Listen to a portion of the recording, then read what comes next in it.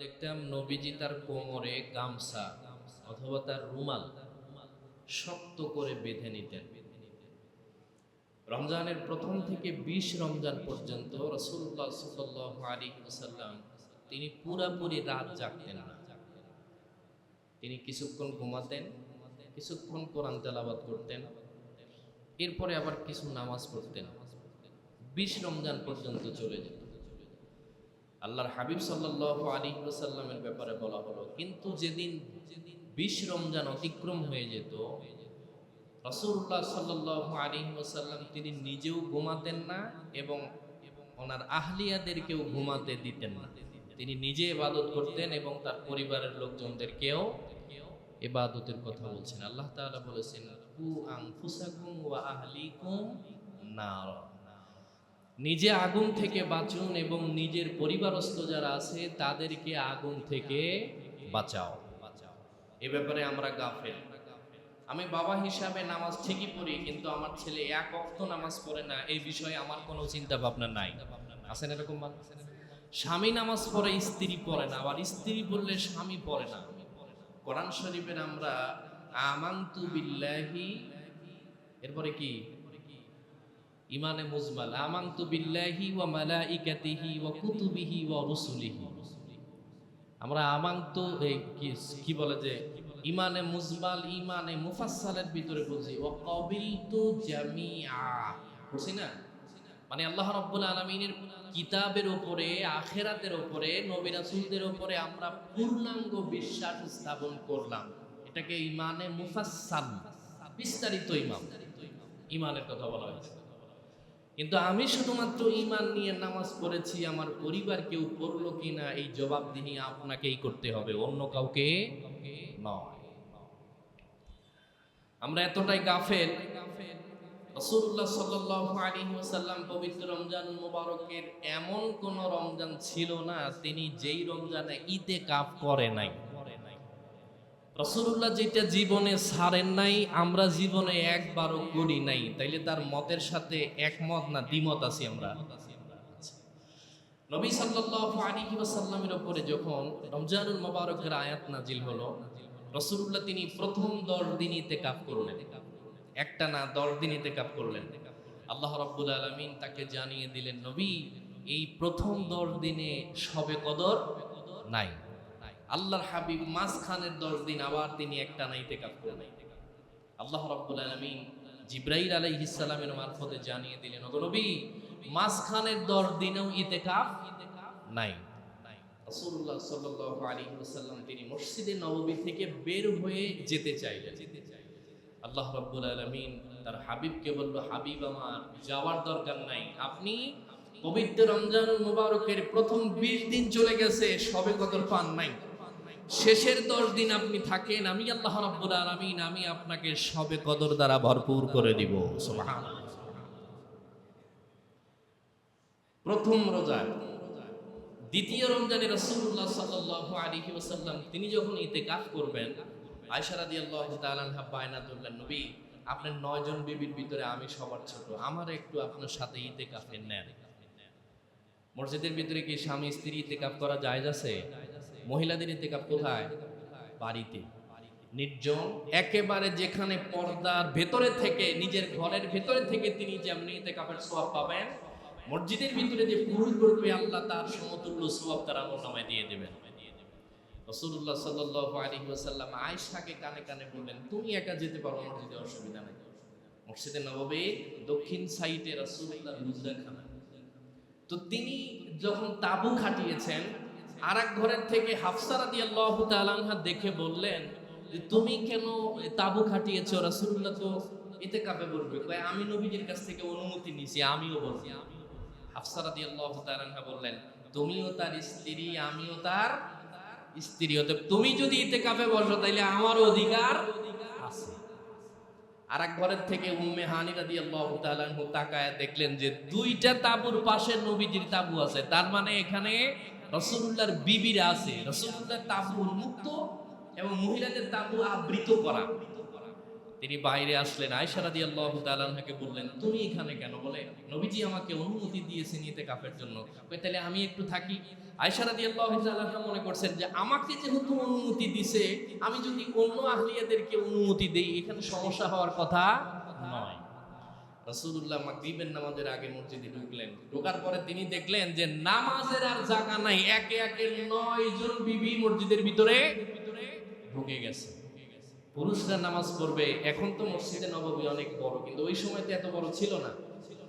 9 জন বিবি যখন তাবু খাটিয়েছেন, রাসূলুল্লাহ সাল্লাল্লাহু আলাইহি ওয়াসাল্লাম আবু বকর রাদিয়াল্লাহু তাআলা ছেলে আব্দুর রহমান ইবনে আবু বকরকে বললেন যে আমার তাবুটা সরায় নাও, মসজিদে আমার ইতিকাফ করার দরকার নাই। এতে কি বোঝা যায়? মসজিদে মেয়েদেরকে ইতিকাফ করা জায়েজ আছে? আসতে কোন কেন জায়েজ আছে? নাই। রাসূল সাল্লাল্লাহু আলাইহি ওয়াসাল্লাম যখন তাবু নিয়ে ঘরের ভিতরে গেলেন, স্ত্রীরা বুঝে নিয়েছেন যে রাসূলুল্লাহ আমাদের এই আগমনকে খুশি হতে পারেন নাই, অতএব তারা সবাই চলে গেলেন। নবী সাল্লাল্লাহু আলাইহি ওয়াসাল্লাম ইতিকাফের কাজা আদায় করেছেন শাওয়ালের প্রথম থেকে 10 দিন পর্যন্ত। ওই যে বিবিদের জন্য থাকতে পারেন নাই, এই জন্য রাসূলুল্লাহ পরের মাসে 10 দিন তিনি ইতিকাফ আদায় করে নিয়েছেন। সুবহানাল্লাহ। সম্মানিত হাজির, আপনাদেরকে অনেকে ব্রেন ওয়াশ করবে যে আপনি মসজিদে নামাজ পড়ে ইতিকাফে থাকেন, আপনার বিবি উপর তলায় থাকলো, আপনি নিচে থাকলেন, অসুবিধা কি? যেখানে রাসূলুল্লাহ মহিলাদেরকে ইতিকাফ করতে নিষেধ করেছেন সেখানে কি আমার ফতোয়া খাটে? আসতে কয় কেন? খাটেনি। এখন আপনি মডার্ন মুসলিম, আপনি যদি মনে করেন আপনার বিবির মসজিদে ইতিকাফে রাখবেন, এতে আমার কোনো আপত্তি নেই, কারণ বিবিও আপনার, জবাবদিহিও আপনার। এখানে হুজুরের কোনো ফতোয়ার দরকার নাই। সম্মানিত হাজির, আমাদের মসজিদে আলহামদুলিল্লাহ ইতিকাফে বসেছেন। রাসূলুল্লাহ সাল্লাল্লাহু আলাইহি ওয়াসাল্লাম বলেন, যে ব্যক্তি ইতিকাফ করলো, ইতিকাফ করাকালীন সামাজিক অনেক কাজ থেকে তিনি বঞ্চিত, ঠিক না? ওনাকে অনেকে সালাম দিতে যায় না, কিন্তু যিনি ইতিকাফে আছেন উনি বাহিরে থাকলে লোকজনদেরকে সালাম দিতেন, জানাজার নামাজে উপস্থিত হতেন, অন্যান্য দান সদকা করতেন। নবীজি বললেন, ইতিকাফকারী যদি মসজিদের ভিতরে ঘুমন্ত অবস্থায়ও থাকে, বাহিরের মুসলিমরা ইবাদত করলে যে সওয়াব পাবে, আল্লাহ তার আমলনামায় তার দ্বিগুণ সওয়াব দিয়ে দিবেন। ওই দ্বিগুণ সওয়াব কি আল্লাহ রাব্বুল আলামিন 70 গুণ বাড়ায় দিবে। সুবহানাল্লাহ বলেন না? রমজান চলে যাচ্ছে, আমার ব্যবসায়ী পরিধি উন্নত হয়েছে, আমার নিজের কাপড় চোপড়ের উন্নয়ন হয়েছে, আমার বাড়ি ঘরের উন্নতি আছে, মহিলাদের মার্কেটের উন্নতি হয়েছে, যারা ব্যবসা করেন ব্যবসা আমার উন্নতি হয়েছে, কিন্তু আমাদের আমল শুধুমাত্র কমের দিকে যাচ্ছে, আমাদের আমলের কোনো পরিবর্তন হয় নাই। সম্মানিত হাজির, নবী সাল্লাল্লাহু আলাইহি ওয়াসাল্লাম বলেছেন, যে ব্যক্তি একদিন ঈমানের সাথে, ইহতিসাবের সাথে একদিন ইতিকাফ করবে, আল্লাহ রাব্বুল আলামিন তার মাঝে আর জাহান্নামের মাঝে 3টা পরীক্ষার দূরত্ব তৈরি করে দিবেন। 3টা খন্দকের দূরত্ব। কেমন? একটা গর্তের দূরত্ব হচ্ছে মাশরিক থেকে মাগরিব পর্যন্ত, অর্থাৎ প্রাচ্য এবং পাশ্চাত্য পর্যন্ত, পূর্ব থেকে পশ্চিম পর্যন্ত যত দূর। নবী সাল্লাল্লাহু আলাইহি ওয়াসাল্লাম বলেছেন, একদিন ইতিকাফকারীর সওয়াব আল্লাহ তার আমলনামাতে এত পরিমাণ দিয়ে দেয়। আমরা রমজানুল মুবারকে যদি এক ওয়াক্ত নামাজ পড়ি, জুমার এক ওয়াক্ত, আজকে জুমা, অন্য মাসের কয়েকটা সমান, 70টা জুমার নামাজের সমান। সুবহানাল্লাহ বলেন না? আফসোস হচ্ছে আমাদের মুসলিমদের ভিতরে এমনও মুসলমান আছে যারা জুমার নামাজও পড়ে না। আছে না? অনেকে আছে। তার বাস্তব প্রমাণ হচ্ছে, আপনি এখানে নামাজ পড়ছেন, বাজারে গিয়ে দেখবেন যে নামাজের সময় মানুষ ঘোরাঘুরি করছে। আল্লাহ কি বলছে? ইয়া আইয়ুহাল্লাযীনা আমানু ইযা নুদিয়া লিস-সালাতি মিন ইয়াউমিল জুমআহ ফাসআউ ইলা যিকরিল্লাহ ওয়া যারুল বাইন। জুমার নামাজের আযান হওয়ার পরে কোনো মুসলিম যদি বসে থাকে, ওই ব্যক্তির ভিতরে ঈমান আছে বলে প্রমাণ পাওয়া যায় না। বসেন কাকু, বসেন।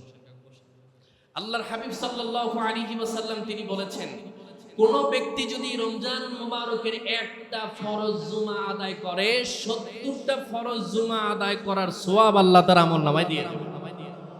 তাহলে যারা রমজানের বাহিরে জুমার নামাজ মিস করেছি, আমাদের কি দায়িত্ব কর্তব্য ছিল না যে অন্তত রোজার মাসে যেন আমাদের জুমার নামাজ মিস না হয়?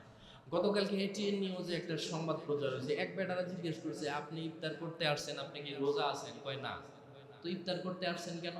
ইফতার করা সুন্নাত, এই জন্য ইফতার করতে আসছেন। রোজাদারের জন্য ইফতার নাকি বেরোজদারের জন্য ইফতার? আপনি ফতোয়া আপনার মতো করে বানাইলে হবে নাকি আল্লাহ এবং তার নবী যা বলেছেন তাই? তাই কিনা জোরে বলেন। রাসূলুল্লাহ সাল্লাল্লাহু আলাইহি ওয়াসাল্লাম পবিত্র রমজানুল মুবারকের সওয়াবের ব্যাপারে তিনি এত বলেছেন, হতে পারে আমার আপনার জন্য জুমাতুল বিদা আজকে শেষ জুমা রমজানের, হয়তো আগামী জুমাতে ঈদ হতে পারে, চাঁদের উপরে নির্ভর। কিন্তু আমরা যারা অন্য মাসে নামাজ আদায় করতে পারিনি, এক ওয়াক্ত নামাজ ৭০টা ফরজের সমতুল্য সওয়াব আল্লাহ আমার আমলনামায় দিয়ে দিয়েছেন। একটা নফল অন্য মাসের ফরজের সমতুল্য সওয়াব আল্লাহ তাআলা দিয়ে দিয়েছেন। কিন্তু আফসোস হচ্ছে রমজানের ভিতরে আমরা অনেকে নফল ইবাদত করতে চাই না, সুন্নত পড়তে চাই না। আছে না এমন মানুষ? জুমাতে হোক বা ওয়াক্তি নামাজে হোক সুন্নত নামাজও পড়ে না। একটা নফল যদি অন্য মাসের ফরজের সমান হয়, তাহলে এই সুযোগ হাতছাড়া করা যাবে না। কারণ কিয়ামতের দিন আমার ফরজ নামাজে যদি ঘাটতি থাকে, আল্লাহ রাব্বুল আলামিন সুন্নত দিয়ে পূরণ করবেন।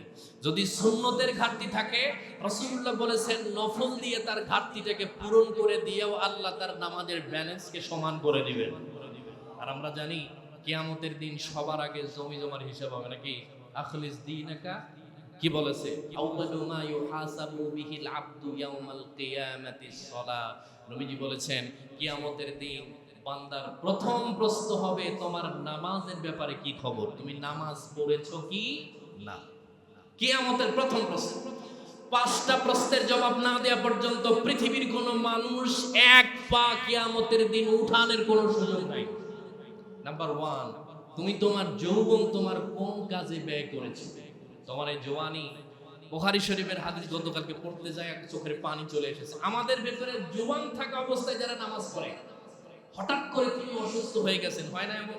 এমন অসুস্থ হয়েছে যে তিনি নামাজও পড়তে পারতেন না, কোরআন শরীফও পড়তে পারে না, ইসলামের কোনো কাজ করতে পারে না। নবীজি বলেছেন যে ব্যক্তি ধারাবাহিকভাবে আমল করে যুবক বয়সে, সে যদি অসুস্থতায় পড়ে যায়, সে সুস্থ থাকতে আমল করলে যে সওয়াব দিয়ে দিবে, হাসপাতালের বেডে শুয়ে আল্লাহ তার আমলনামায় সেই সওয়াব দিয়ে দেয়। সুবহানাল্লাহি ওয়া বিহামদিহি। আপনি বার্ধক্য হয়ে গেছেন, যৌবন প্রাপ্ত হওয়ার পরে ইবাদত বন্দেগী করেছেন। বার্ধক্য হয়ে যাওয়ার পরে যখন আপনি বিছানায় শুয়ে যাবেন, মা বাবাকে চেনার মতো কোনো অপশন থাকে না, এমন পরিস্থিতি অনেকের হয় কি হয় না? নবীজি বলেছেন ওই যে যৌবন প্রাপ্ত থাকা অবস্থায় যে তিনি ইবাদত করেছেন, কাউকে না চিনলো, ওযু গোসল নাই, তার ভিতরে পবিত্রতা নাই, আল্লাহ রাব্বুল আলামিন তাকে বিছানায় বসাইয়া যৌবনকালের ইবাদতের সওয়াব তার আমলনামায় দিয়ে দেয়। কিন্তু আমি রাসূলুল্লাহ বলেছেন কিয়ামতের দিন 5 নম্বরের প্রথম হচ্ছে তুমি তোমার জওয়ানিকে কোন কাজে ব্যয় করেছো? যৌবনকে। আপনি ফুটবল খেলায় যদি গেঞ্জি ঘামান আর ইবাদত করেও যদি গেঞ্জি ঘামান, দুই ঘাম কি এক না আলাদা? এক না আলাদা? আপনার ইবাদতের ঘাম, আমাদের মাঝে মধ্যে গরম লাগে, হয়তো ফ্যান একটু দিতে দেরি হলে আমরা চিল্লাপাল্লা করি, কিন্তু আমার চিন্তা ভাবনা অন্যরকম। আপনি নামাজের ভিতরে যদি আপনার বডির থেকে এক ফোঁটা ঘাম ঝরাতে পারেন ইবাদত করতে গিয়া, এই পানিটুকুর নাজাত পাওয়ার জন্য যথেষ্ট। আপনার চিন্তা ভাবনা ভিন্ন থাকতে পারে, কিন্তু আপনি নামাজের জন্য মসজিদে আসার পরে আপনার ঘাম ঝরিয়েছে, অন্য কোনো কাজে নয়। কারণ আমার প্রত্যেকটা লোমের গোড়া থেকে যে ঘাম বের হয়, এর হিসাবও আল্লাহর দরবারে দিতে হবে, আমাকে বলতে হবে না। আল-ইয়াওমা নাখতিমু আলা আফওয়াহিহিম ওয়া তুকাল্লিমুনা আইদিহিম ওয়া তাশহাদু আরজুলুহুম বিমা কানু ইয়াকসিবুন। আমার মুখ বন্ধ থাকবে, আমার হাত পা, আমার চোখ, নাক, আমার গোটা বডি, চামড়া, আমার গোটা বডিতে যেখানে লোম আছে প্রত্যেকটা পশম আমার পক্ষে এবং বিপক্ষে সাক্ষ্য দিবে। অতএব আমার বডির ঘাম ঝরিয়েছি নামাজ পড়তে, এর সাক্ষী আমার দিতে হবে না, ঘাম আল্লাহর দরবারে সাক্ষ্য দিয়ে দিবে, ঠিক কি না? এই জন্য একটু মাঝে মধ্যে কষ্টসাধ্য কোনো কাজ হলে পরে ইবাদতটা করে যাবেন। আপনি নামাজ পড়তেছেন 2 রাকাত, হয়তো হঠাৎ কারেন্ট গেছে, এখন আপনার চিন্তা হলো যে কোন সময় আসবে, এত গরমে থাকা যায়নি, একটু অপেক্ষা করেন না, আল্লাহ রাব্বুল আলামিন আপনাকে উত্তম জাযা দিয়ে দিবেন। সুবহানাল্লাহ। 2 নাম্বার, আল্লাহ রাব্বুল আলামিন বলেন যে তুমি সম্পত্তি কিভাবে কামাই করছো। ইন্নামা আমওয়ালুকুম ওয়া আওলাদুকুম ফিতনা। আল্লাহর হাবিব সাল্লাল্লাহু আলাইহি ওয়াসাল্লাম বলেছেন সন্তান এবং সম্পত্তি হচ্ছে ফিতনার বস্তু। সন্তান এবং সম্পত্তি, পানি ছাড়া নৌকা চলতে পারে না, কিন্তু ওই নৌকা আবার, ওই পানি আবার নৌকা ডুবার কারণ হয়ে যায়, হয় কি হয় না? সম্পত্তি ছাড়া মানুষ চলতে পারে না, কিন্তু এই সম্পত্তি মানুষকে আবার জাহান্নামের দিকে নিয়ে যায়, যায় কি যায় না? এই জন্যে দুনিয়াতে উপার্জন করা শুধুমাত্র জায়েজ না, টাকা ইনকাম করাটা ফরজ। কিন্তু সেটা হালাল ভাবে। কিভাবে?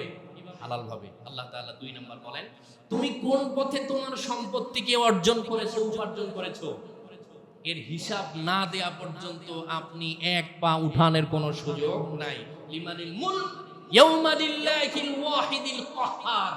আপনি যে তার দিকে তাকাবেন, এই তাকানোর কোনো সুযোগও নাই। ইহশারুন নাস ইয়াউমাল কিয়ামাতি হুফাতাও ওয়া উরাতাও ওয়া গুরলা। রাসূলুল্লাহ সাল্লাল্লাহু আলাইহি ওয়াসাল্লাম বলেন, কিয়ামতের দিন পৃথিবীর সমস্ত মানুষ খতনাবিহীন, কাপড়বিহীন, জুতাবিহীন, একেবারে উলঙ্গ ল্যাংটা হয়ে আল্লাহর সামনে দাঁড়াবে। আয়েশা রাদিয়াল্লাহু তাআলা আনহা বললেন, ইয়া রাসূলুল্লাহ, হাল ইয়ানজুরু বা'দুহুম ইলা বা'দ। একজন আরেকজনের দিকে তাকাবে, এটা আমার বড় লজ্জা হয়।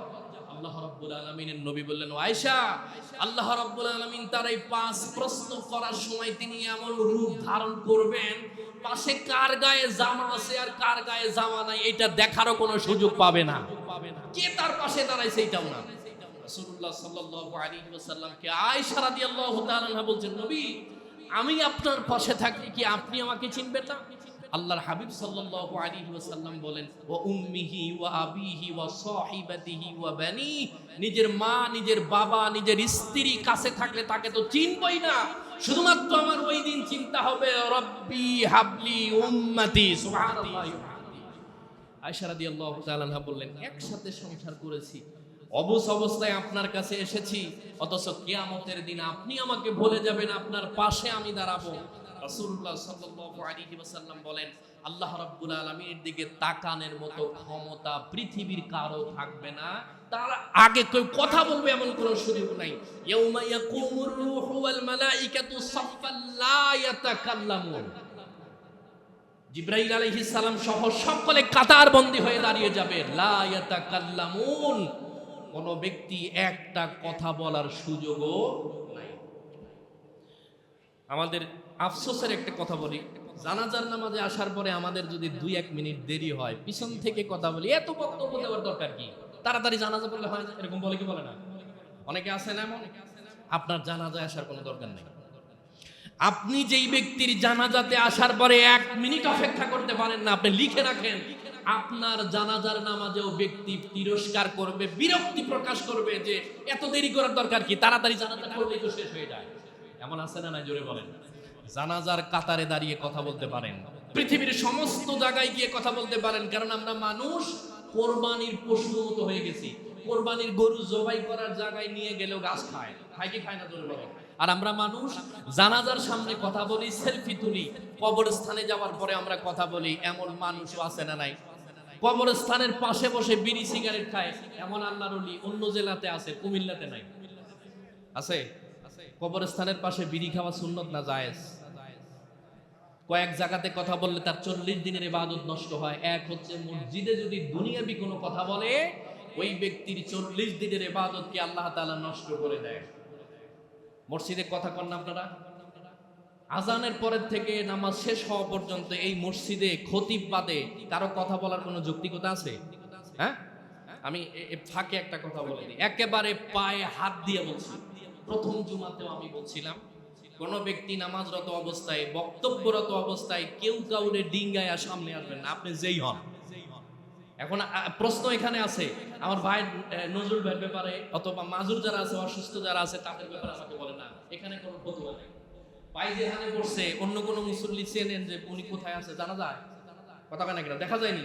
নামাজের কোনো মাজুর অসুস্থ, পাশে যারা বসছেন তারা অসুস্থ, কিন্তু আপনি সুস্থ মানুষ আর একজনকে ওইখান থেকে ঠেলা দিয়ে সামনে আসবেন, এই কালচার আপনাকে পরিহার করতে হবে। কারণ আপনি একটা ফরজ আদায় করতে এসে 10টা মুসল্লির ফরজ হককে নষ্ট করে দিয়েছেন। কথা মানে কেন, ঠিক কিনা?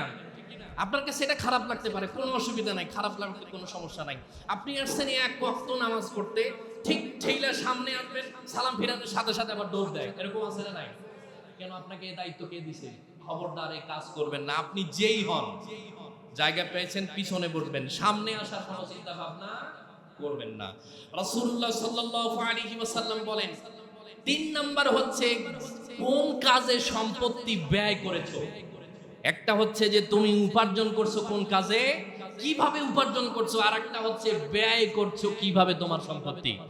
আমাদের ব্যয়ের খাত আছে, ভালো কাজেও ব্যয় করা যায়, খারাপ কাজেও ব্যয় করা যায়। পবিত্র রমজানের শবে কদরের এই শেষের দিন চলছে, আপনি 10 টাকা করে দান করেন। আজকে 10 টাকা দান করলে বিজোর রাত এবং শবে কদর যদি হয়, একটানা 83 বছর একই নাগাতার একভাবে 83 বছর 10 টাকা করে দান করলে যে সওয়াব, আল্লাহ সেই সওয়াব আপনার আমলনামাতে দিয়ে দেবেন।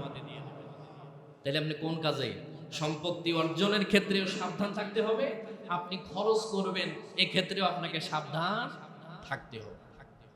রাসূলুল্লাহ সাল্লাল্লাহু আলাইহি ওয়াসাল্লাম যে হুঁশিয়ারি সংকেত আমাদেরকে দিয়েছেন কিয়ামতের দিন, তিনি বলেন ইল্লা মান আযিনা লাহুর রহমানু ওয়া ক্বালা সাওয়াবা। তিনি বলেন আল্লাহ রাব্বুল আলামিনের দিকে তাকানোর মতো, তাকে প্রশ্ন করার মতো, তার সামনে কথা বলার মতো কোনো সাহস কারো নাই, কিন্তু ইল্লা মান আযিনা লাহুর রহমান। সুবহানাল্লাহ বলেন না? বুঝার দরকার নাই, একটু জোরে বলি সুবহানাল্লাহ। ইল্লা মান আযিনা লাহুর রহমান। আল্লাহ রাব্বুল আলামিন ওই সময়ে যাকে অনুমতি দিবেন তিনি কথা বলতে পারবেন, তিনি হচ্ছে আমার আপনার নবী রাহমাতুল লিল আলামিন।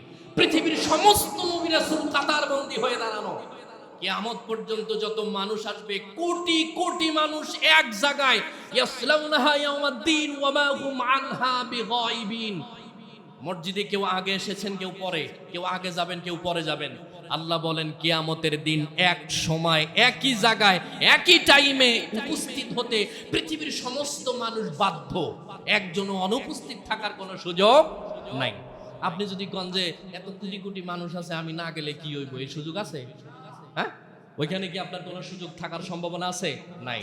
রাসূলুল্লাহ সাল্লাল্লাহু আলাইহি ওয়াসাল্লাম বলেন এই 5টা কঠিন প্রশ্ন করার আগে আল্লাহ রাব্বুল আলামিন রহমতের দৃষ্টিতে সর্বপ্রথম তিনি আমার দিকে তাকাবেন। ইল্লা মান আযিনা লাহুর রহমানু ওয়া ক্বালা সাওয়াবা। আল্লাহ রাব্বুল আলামিন বলেন আমার হাবিবকে আমি বলবো, হাবিব আমার, তোমার উম্মতের ভেতরে তোমার যাকে পছন্দ হবে, তোমার মন মতো হবে, তুমি তাদেরকে শাফাআত করে জান্নাতের ব্যবস্থা করে দাও। সুবহানাল্লাহ। জান্নাতের মালিক আল্লাহ রাব্বুল আলামিন জান্নাত বানিয়েছেন। ইন্না আ'তাইনাকাল কাউসার। কাউসার কারে দান করা হয়েছে? আল্লাহর হাবিব সাল্লাল্লাহু আলাইহি ওয়াসাল্লাম। জান্নাতের সৃষ্টিকর্তা আমার আল্লাহ রাব্বুল আলামিন কিন্তু জান্নাত আল্লাহ বানিয়ে আমার নবীকে হাদিয়া দিয়ে দিয়েছেন। সুবহানাল্লাহ। সম্মানিত হাজির, আমরা যারা রমজানুল মুবারকের রোজা রেখেছি, ওয়া আনা আউয়ালু মান ইউহাররিকু খালকাল জান্নাতি ইফতাহিল্লাহু লি ফায়াদখুলুনিহা ওয়া মা'য়া ফাকরাউল মুমিনিন। রাসূলুল্লাহ সাল্লাল্লাহু আলাইহি ওয়াসাল্লাম বলেন কিয়ামতের দিন আল্লাহ রাব্বুল আলামিন আমাকে যখন অনুমতি দিবে, আমি আমার কিছু বান্দাদেরকে নিয়ে, আমার উম্মতদেরকে নিয়ে জান্নাতে প্রবেশ করার চেষ্টা করব। যাওয়ার আগে হাউজে কাউসারের পানি আনা ফারসুকুম ইয়াউমাল কিয়ামাতি ইলাল হাউজ।